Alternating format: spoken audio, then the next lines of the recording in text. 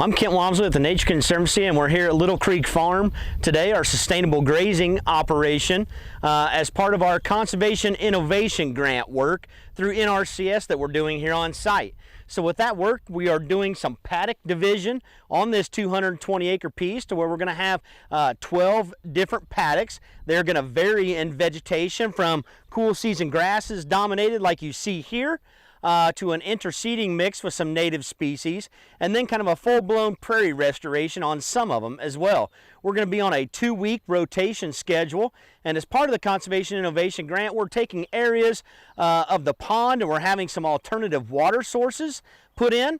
We're going to be doing that paddock division. We also had established the corral with some of that Conservation Innovation Grant funding. So as we rotate those cattle and pasture to pasture, we're going to be taking some growth weights so we know what's happening with the cattle as we do those turns. Well, with me today is Chris Woodson with the Fish and Wildlife Service.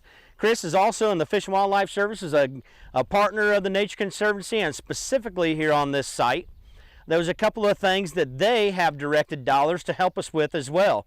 You know, it takes an army sometimes, Chris, to pull some of these things off, you know, and what we're trying to show to landowners is there's different practices and programs that are out there that they can be a part of and doing, and not only benefiting wildlife and water quality, but also things that are going to be very connected to the ranching lifestyle and agriculture. And that's what we're looking to do here at Little Creek Farm, is show that demonstration and how that can happen.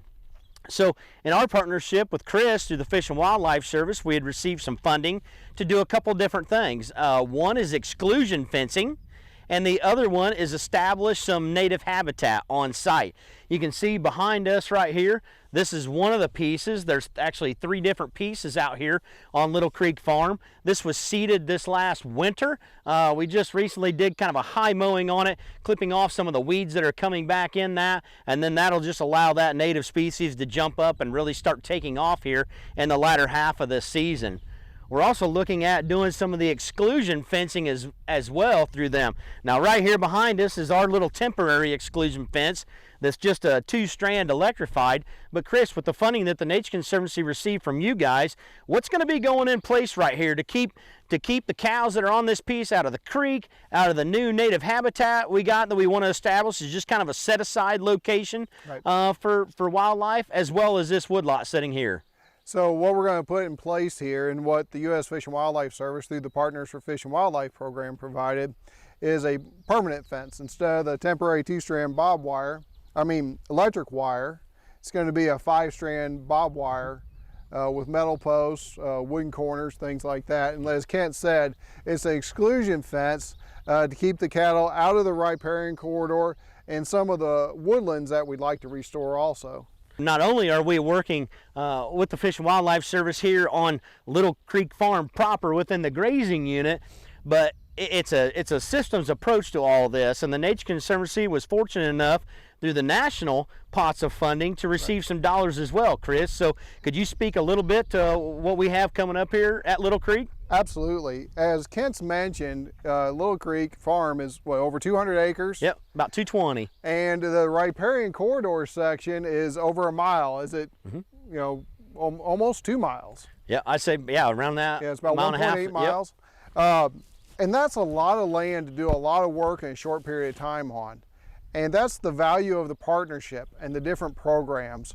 Kent's mentioned several paddocks, 12 paddocks, 200 acres. We've talked about the length of the corridor, doing exclusion fencing, planting native grasses, doing conversions, putting in infrastructure like this fencing, the cattle pens. All that takes time and money. I couldn't even add up the amount of money it would take to do all that at one time. And very few agencies or landowners have that type of capital or deep pockets. So that's the value of the partnerships. You bring in multiple agencies, multiple partners to get all this accomplished. And even more importantly, you bring in the strengths of those partnerships. I believe Kent's had the USDA out here, yep, as one of the partners. Absolutely. And they bring the strength of being able to provide incentive payments or offset payments on things that are taken out. So this land over here that's being converted, we might value from a wildlife or conservation perspective as a very valuable wildlife area. Well, to a cattle grazer, that's valuable forage over there, and they may not want to take that out. So that's the value of having USDA. They might be able to provide a financial incentive to exclude this, and then we're able to come in with other funds to convert it to something that's more wildlife friendly. Yep, and that's what this allowed us to do here, you know, through the Conservation Innovation Grant. Doing this, you know, and establishing roughly 8 acres of this native habitat that's set aside here is something that we were to do through that grant. Granted, we do a lot of seed collection work over at Dunn Ranch, so we've got local genotype seed that we're bringing here and planted a diverse mix here on site, which is great. But, you know, within that funding window, it was things such as, all right, well, it was existing in its cool season state. Well, we've got to burn that down. We've got to do some type of incorporation to actually get that to happen. And that's where, you know, we leverage some dollars through the Fish and Wildlife Service program. Right, and I'm glad you brought us back into the equation. Like I said, you know, USDA was part of this, but then we were able to match up and build upon USDA's contribution with our exclusion fence. And that was our contribution. I like infrastructure contributions because landowners see value in that. That's an actual tangible piece of the puzzle that we're putting on the ground that they value, such as watering systems, fencing, cattle catch pens, things like that.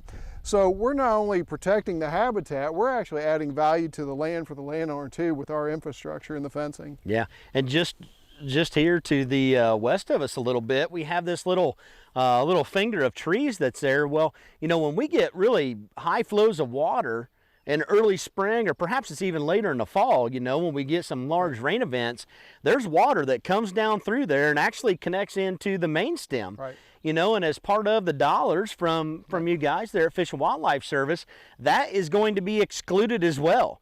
So there's going to be these areas, these secondary order streams or intermittent streams that come and dump water in to the main stem, an area that today, as we sit out here baking in this sun, Chris, that you know, the cows, where are they going to be right now? They're going to be in that shade as much as they can be. Right. And what we're going to be doing is limiting their access to that. So hopefully we have that manure and that waste from them not so concentrated in one particular location, that it's going to be spread out. So all the vegetation that we're putting down, the roots that are going down into this, is going to start acting like a sponge. Right. And capturing all those nutrients in before it gets into the receiving bodies of water. Everything Kent's describing here is diversity. He has named off so many things that are speaking to ecosystem diversity. By interseeding the natives into here, he talked about building those root systems that are going to filter the nutrients. But what we're really doing is doing ecosystem restoration, whether it's this grassland or, you know, this sounds like a paddock project or a grazing project, but it's really an ecosystem project. And talking about diversifying these paddocks, diversifying this woodland into a savanna, diversifying this buffer right here from a fescue base to a native base, which will add more filtration, stopping the nutrients. And then there's something else that Ken hasn't even touched on yet, is there's a fish in this stream called the Topeka shiner. Topeka shiner, which is a federally threatened endangered species. Federally endangered species, yes sir. That we have an experimental population that actually lives right now today in this stream. And so part of this project is even helping those endemic fish species that are in this stream that we're trying to bring back, like the Topeka shiner. Yeah, and it's great that you make mention of that. You know, there's, you know, you have the different pots of funding in each different program. There's pieces to fill that landowners can find that might be, you know, help them achieve their goals on their particular farm that they may have, whether it's row crop, whether it's pasture land and ranching. There's ways to connect all those pieces together, and you know, one of those efforts is going to be work to connect those shiners. So we have 2 culverts, one here behind us on one of the tributaries. Right here is the main stem of Little Creek, and there's another culvert that, you know, we're talking 4 to 6 feet barrier of that fish to get from downstream to upstream locations. So with the dollars that the Nature Conservancy went after separately, that was through the National Fish Passage Program, with Fish and Wildlife Service, that's going to do some work that's going to be some stream restoration measures, creating habitat that's going to be key for those shiners in this area, but it's also going to be going in and helping to, you know, solidify some of the infrastructure there at the roadway. Right. So the culvert is the barrier right now for that fish to get upstream, and right now it would be very costly for MDOT to go in there and do some type of bridge work or something like that, where we're going to be able to go in there with the help of you guys, Chris, and do some step-up structures, so when that water does come up and go, that those fish are going to have a way to migrate and interchange into populations as they go through that, finding those pool systems that are key for that fish. So this is exactly some of the erosion that Ken and I were talking about. You can see the inside stream bank. You know, basically the stream's been cutting down over years. Northern Missouri gets a lot of rainfall, probably 40 to 50 inches of rainfall a year. Rainfall events can be as high as 5 and 7 inches in one rainfall event, so we get a lot of water here.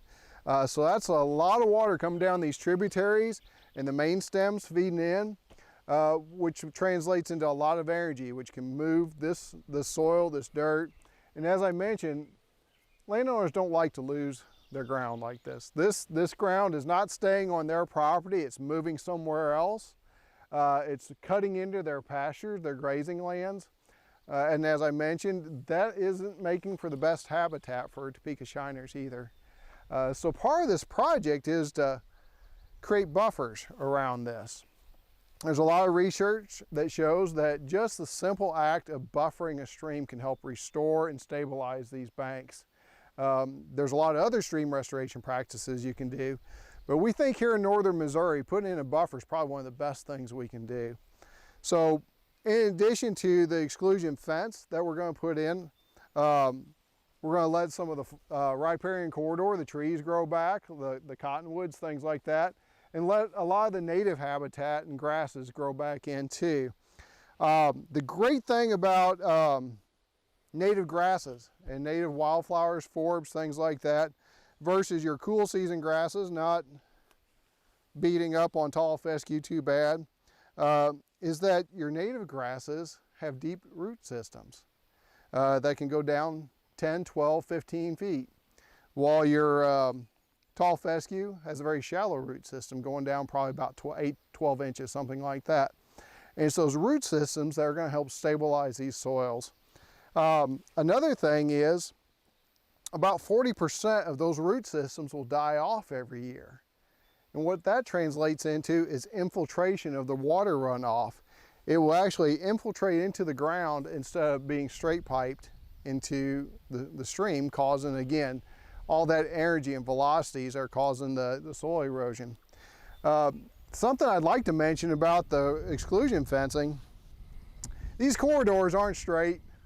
You know, they meander, they twist, and you know, we don't require that these fences meander and twist. That just doesn't make sense for a cattle grazer. So we try to put in these fences as straight as possible. We may be requiring say a 50-foot buffer, but we're going to say a 50-foot buffer on average for that landowner. If we held them to a 50-foot buffer everywhere, that fence is going to meander and twist. We want it to be straight, we want it to be logical, we want it to make sense. So if you video up and down this corridor, it may be a little wider than 50 feet in some spots, because that's just the way it is when you make those fence lines straight. Other spots, like right behind you, it may only be 25, 30 feet. Again, that's because to make that fence straight. So we're not being stringent and overbearing and burdensome to a landowner. We want to put in a system that makes sense with these fencing, exclusion fencing projects.